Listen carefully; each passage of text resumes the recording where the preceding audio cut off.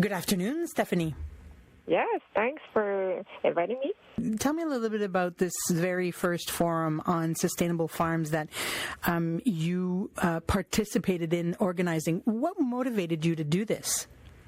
There are so many different reasons, but one of the main thing is because of course, the level of indebtedness, and that is mostly because of the price of the land and the price of setting up a farm, building a barn, getting water, electricity, and tractors, and all of these things which are needed prior to getting into production are after become like such a huge burden, especially when interest rates rise, like right now. So the only way for farmers, the only way the person can retire is to sell the farm, which by the time the value has increased so much that no young student coming out of an agricultural school can buy. So a lot of farms are getting into the hands of people that are not actually farming but are looking for a second house or a cottage, and who have the means to acquire it, but not with the intention of getting it into production. So in that way, we lose farms more and more, and we lose the public money that was used through all of the government programs that we have, especially in Quebec. We're in Canada. We are the province that supports with most public programs, but then all of this public money goes out of agriculture when these farms leave production. So the movement is a call for a more collective model where we don't see farmers as individual entrepreneurs, but a part of the whole system, and the farm in that sense should be more collectively owned and managed and worked, because we feel that farming is as essential as schools and as hospitals. So these are all three essential areas in society that are much needed for everyone to live. We need to eat 2 or 3 times a day, and we want to eat well, and we want to eat food that is making us healthy, so we go less to the hospital.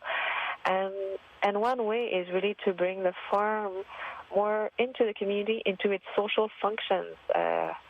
Like the farm not only feeds people, but the farm is a way for where you can get more connection with children, with elderly people, with immigrants.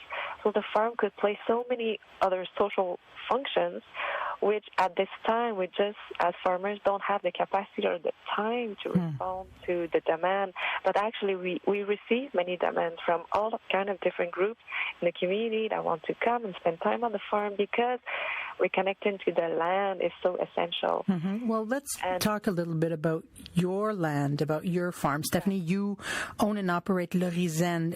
What got you interested in sustainable agriculture in the first place? Well, I studied sociology in university, and so my first interest in agriculture was mostly in a political, social motivation. And then when I really understood how crucial was agriculture for the whole society, also to make a change in your daily life as well as a society as a whole, I really felt like, okay, I want to get more involved. And then so I started getting involved into farmers and peasants organizations abroad, and then back here in Quebec and Canada. And starting the farm was really a way to get into something concrete where I really feel like, okay, I'm feeding people and I can inspire people to eat more local, organic, good food. And just, these days, just taking a raw vegetable and cooking it is kind of really revolutionary. It is, isn't it? And it seems so abstract. Yes. And it seems so abstract for so many people that is a revolutionary act. Can you explain that to us a little bit more? What's your perspective on that? It all comes back to, we always talk about price, right?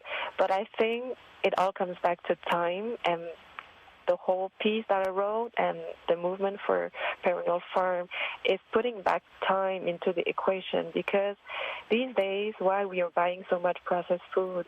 Because we don't have time, because we work so much, because we are busy with children and everything. But the time is actually the most precious things that we have. It what makes us alive. It is the thing that we need to capture, find in our daily life what captures our time. So we spend too much time on internet and the social networks and watching television, and actually this time can be brought back into more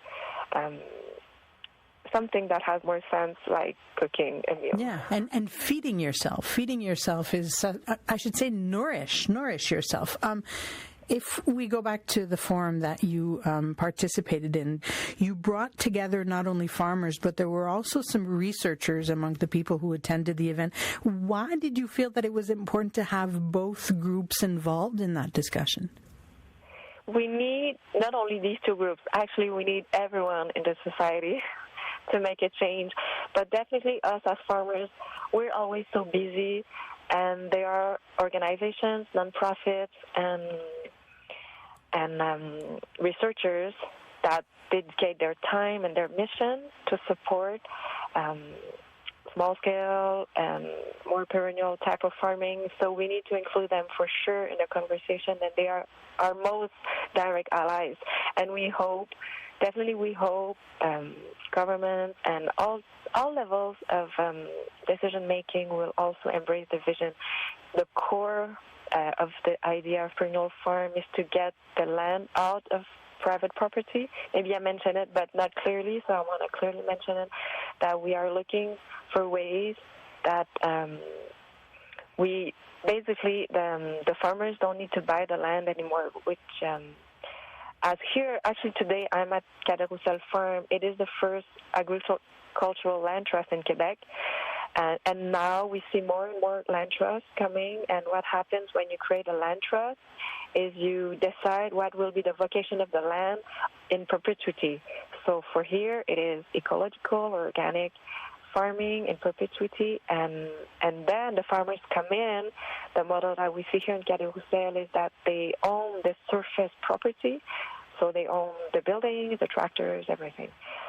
There are different models. You could put everything in a land trust, but what happens is all of these legal tools can be adapted to the different collectives that are here. So you could have a nonprofit, you could have a co-op that operates on the land that is being collectively and forever owned by the society as a whole, because it doesn't belong to that specific group anymore.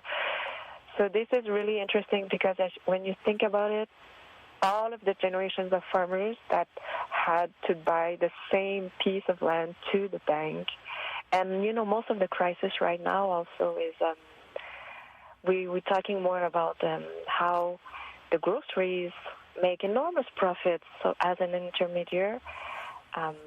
So we also want to bring people to go more to the farm, to the farmers, buy more directly. This is the most concrete way you can support your farmer. Mm-hmm. Are there any plans for future events like the one that you had in March in order to continue this momentum and to speak even more to eaters about the importance of perennial farms?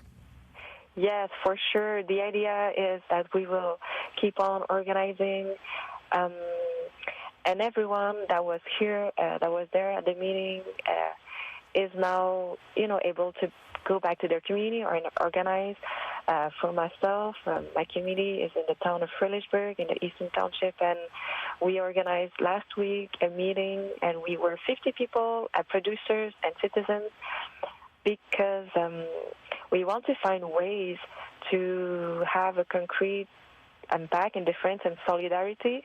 And so we thought about, simple things like having a calendar of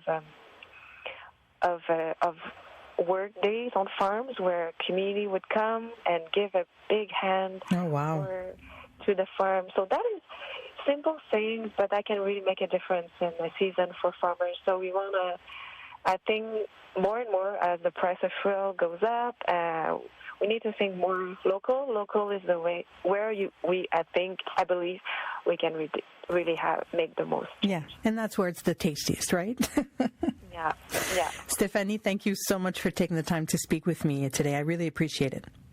Thank you. Thanks for highlighting these important issues.